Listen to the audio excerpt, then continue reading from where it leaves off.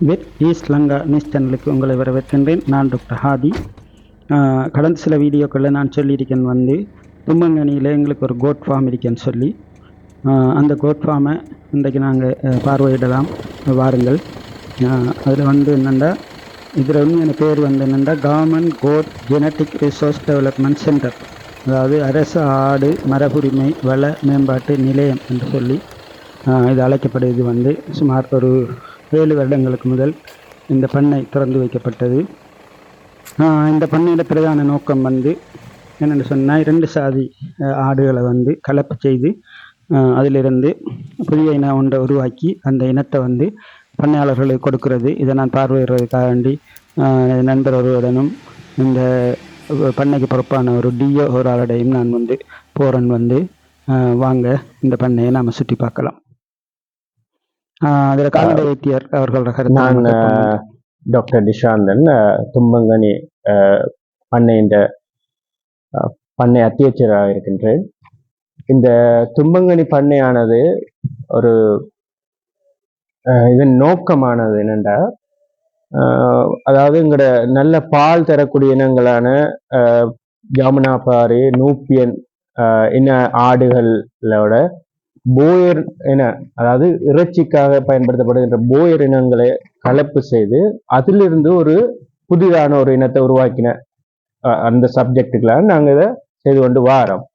அதாவது அந்த கலப்பு முறையில பிறப்பிக்கப்படுகின்ற அந்த இனமானது நாங்கள் அதுக்கு தும்பங்கனி என்று பெயரிட்டிருக்கோம்.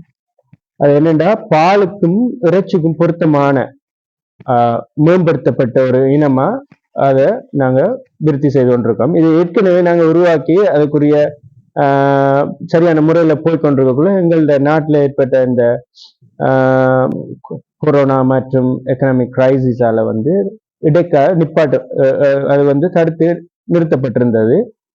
அதன் பின்னர் இப்போ நாங்கள் 2023ஆம் ஆண்டு இரு காலங்களில் மீண்டும் அந்த நடவடிக்கையை, அதாவது பண்ணை நடவடிக்கைகளை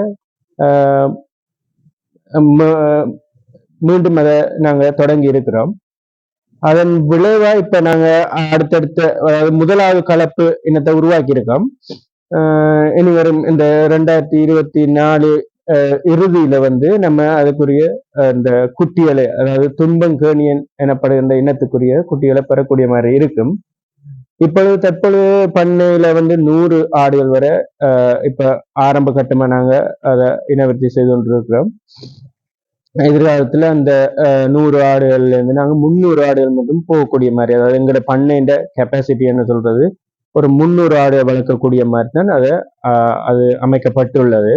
9 ஏக்கர் அளவுல இருக்கிற அந்த பண்ணையில ஒரு 3-4 ஏக்கருக்குள்ளதான் பண்ணை கட்டிடங்கள் இருக்கு. சுற்றி வர மிச்சம் 5 ஏக்கர் நாங்க புல்லு நடுகைக்குரிய இடங்களாக தெரிவு செய்து அங்க அந்த புல்லு, அதாவது CO4 மற்றும் சூப்பர் நேப்பியர் போன்ற நல்ல இன புல்லுகளை இப்ப வளர்த்து கொண்டு வரோம். ஆரம்ப கட்டமாக நாங்க இப்ப 1 ஏக்கருக்கு புல்லு நட்டிருக்கோம். சரியான முறையில மேம்படுத்தி கொண்டிருக்கோம். சரியான முறையில வளர்ச்சியும் கொண்டிருக்கு.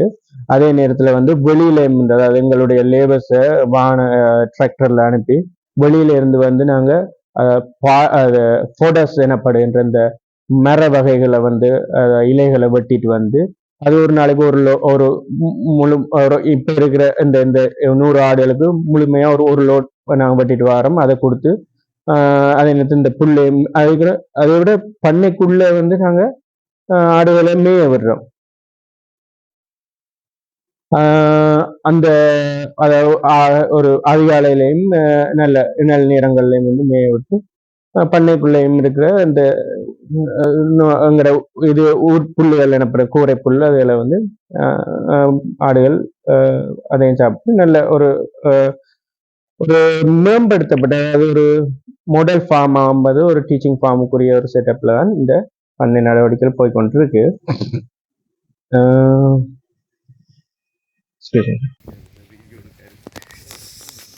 இவர் டாக்டர் நிஷாந்தன், இந்த பண்ணைக்கு பொறுப்பான கால்நடை வைத்தியர், பண்ணை அத்தியட்சர். அடுத்ததாக நாம இந்த இதில் இருக்கிற கூடுகளை கொஞ்சம் பார்ப்போம். இந்த கொட்டில்கள், ஆட்டு கொட்டில்கள் கிட்டத்தட்ட 5 கொட்டில்கள் எங்கள்கிட்ட இருக்கு. இந்த கொட்டில்கள் சுமார் 50 அடி நீளமும் கிட்டத்தட்ட 25 அடி அகலமும் உடைய பெரிய கொட்டில்கள் வந்து ஒரு கொட்டிலே கிட்டத்தட்ட ஒரு 100 ஆடுகளை வைக்கக்கூடிய அளவுக்கு அதில் வசதி இருக்கு வந்து இங்கே பிரதானமாக என்ன செய்கிறோம்னு சொன்னால் இந்த டாக்டர் சொன்ன மாதிரி ஜமுனாபாரி ஆடு உங்களுக்கு தெரியும் அந்த ஜமுனாபாரி ஆடுங்கிறது செவி நீளமானது நல்ல உயரமானது பின் அந்த தொடையில் வந்து மயிர்கள் இருக்கும் நல்ல உயரமாக இருக்கும் ஒரு ஆடு வந்து கிட்டத்தட்ட 50-60 கிலோ எடை வரக்கூடிய மாதிரி இருக்கும் வந்து அப்படியான ஆடுகளை வந்து உங்களுக்கு தெரியும் போயர்ன்னு சொல்லி ஒரு இனம் இருக்கு வந்து இறைச்சிக்குரிய இனம் வந்து போயர் இனம் வந்து நல்ல உருளையான ஆடு வந்து கொஞ்சம் உயரம் குறைந்தவை இறைச்சிக்காக வளர்க்கப்படும் ஆடுகள்.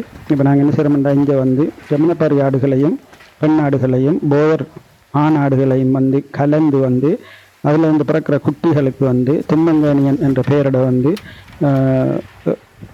வளர்க்குறோம் வந்து இப்போ நிறைய குட்டிகள் போட்டிருக்கு வந்து அதில் வந்து நாங்கள் என்ன செய்கிறோம்னா அந்த கிடாய் குட்டிகளை மட்டும் வந்து பண்ணையாளர்களுக்கு விநியோகிச்சிட்ருக்கோம் வந்து அதுகளை தான் கொண்டுட்டு வந்து அந்த சத்ருகொண்டான் பண்ணையை கொண்டுட்டு வந்து அதிலிருந்து வளர்த்து பண்ணையாளர்கள் இப்போ கொடுத்துருக்கோம். நாங்கள் கொடுத்த அடுத்த அந்த ஆடுகள் சாதாரண ஆடுகளோட நாட்டாடுகளோட முறைப்பட்டு அதுகள் குட்டி என்ற நிலையில் இருக்கி வந்து வேண்ட ஆடுகளை பார்க்கலாம் வாங்க வந்து இதில் வந்து நீங்கள் பார்க்குறது வந்து ஜமுனாபாரி பெண்ணாடுகள் இதுக்குள்ளே நிறைய இருக்கி வந்து அதில் வந்து போயர் கடாய் ஆடு இருக்கி அதில் வந்து இதில் பிறந்த குட்டிகளும் இதுக்குள்ளே நீங்கள் பார்க்கலாம் வந்து இந்த குட்டிகள் வந்து எப்படி இருக்குமெண்டா ஜமுனாபாரியில் அளவு உயரம் இல்லாமல் இதுகள் குட்டிகள் வந்து பாருங்கள் செவி வந்து நீளம் வரைக்கும் வந்து ஜமுனாபாரியில் அளவு உயரம் இல்லை உயரம் குறைவாக இருக்கும் கொஞ்சம் சிறிது ஆனால் போர் மாதிரி உருளையாக இந்த உடம்பு இருக்கும் வந்து அப்போ இது வந்து ஒரு இறைச்சிக்குரிய இனமாக நாங்கள் இன்ட்ரடியூஸ் பண்ணுவோம் வந்து பார்க்குறோம் வந்து இந்த கிளைமேட்டுக்கும் ஏற்ற மாதிரி இதில் வந்து தாக்குப்பிடித்து வளரும் என்று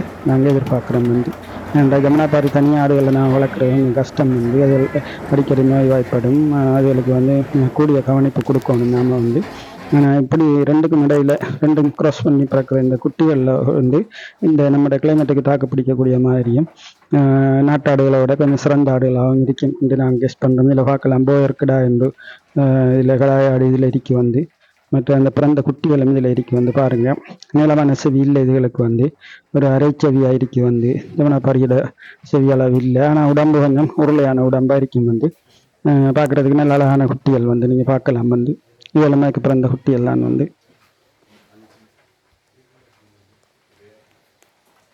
ஜமுனாபாரி தாயாட்டோட அந்த குட்டியெல்லாம் நீங்கள் காணலாம் வந்து இங்கே வந்து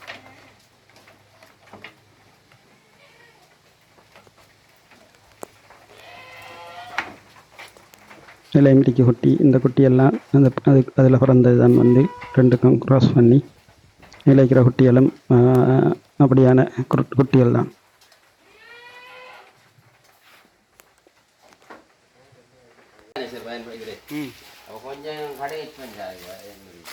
இவை கொஞ்சம் நோய் எதிர்ப்பு சக்தி உடையதாக இருக்கும். அடுத்ததாக பாருங்கள் இந்த குலைகளை நாங்கள் கொண்டு வந்து என்ன செய்கிறோம்னா வெட்டி இவளை கொடுக்காம வந்து அப்படியே கொடுக்காம சிறு சிறு துண்டுகளாக்கி இவளோட சேர்த்து புல்லையும் துண்டுகளாக்கி கலந்து கொடுக்குறோம் வந்து பார்க்கலாம். நீங்கள் வந்து இந்த மிஷின்களை கொடுத்து இந்த புல்லு வெட்டக்கூடிய கிராஸ் கட்டுறன்னு சொல்லக்கூடிய இயந்திரம் வந்து இப்படி சிறு சிறு துண்டுகளாக நம்ம கொடுக்குற இலைகளை புல்லுகளை வெட்டி தரம் வந்து அப்போ இவங்க போடுறதுக்கு யோசி வந்து இந்த உணவு சட்டத்தில் வந்து இதை போட்டு வைக்கணும்னு சொன்ன இந்த துண்டங்களை வந்து சின்ன சின்ன துண்டுகளை வந்து ஆடுகள் வந்து அதில் சாப்பிடும் வந்து இது மட்டும் இல்லை ஆடுகளை மேய விடுறோம் வந்து இந்த இலைகளில் வெளியில் இருந்து வெட்டிட்டு வாரம் வந்து அதே நேரம் பண்ணையில் இருக்கிற புல்லு நீங்கள் பார்க்கலாம் வந்து இந்த புல்லையும் வெட்டி ஆடுகளுக்கு நாங்கள் உணவாக கொடுக்க வந்து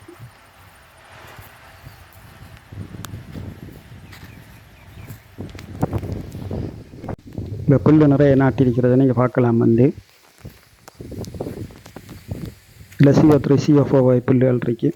இதில் 2 கொட்டில்கள் இருக்குது. இதில் வலப்பக்கம் இருக்கிறது புதிய கொட்டில், இன்னும் நாங்கள் பாவிக்கல வந்து இடப்பக்கம் இருக்கிறது கொஞ்சம் பழைய கொட்டில், அதுவும் இப்போ பாவனையில் இல்லை வந்து நாங்கள் முன்னுக்கு இருக்கிற அந்த 3 கொட்டில்களில் தான் இப்போ ஆடுகளை வச்சிருக்கோம் வந்து இந்த கொட்டில்கள் எதிர்காலத்தில் இந்த ஆடுகள் பெருகும்போது வந்து பாவிக்கிறதுக்காண்டி வந்து வச்சிருக்கோம். இதில் வந்து மிகப்பெரிய கொட்டில்கள்.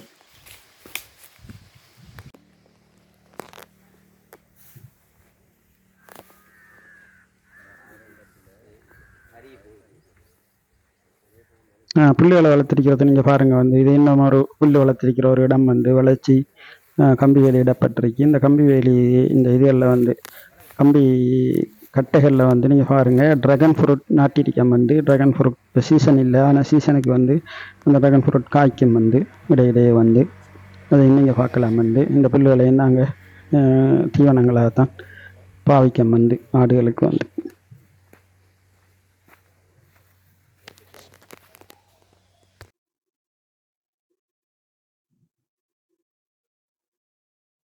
நன்றி.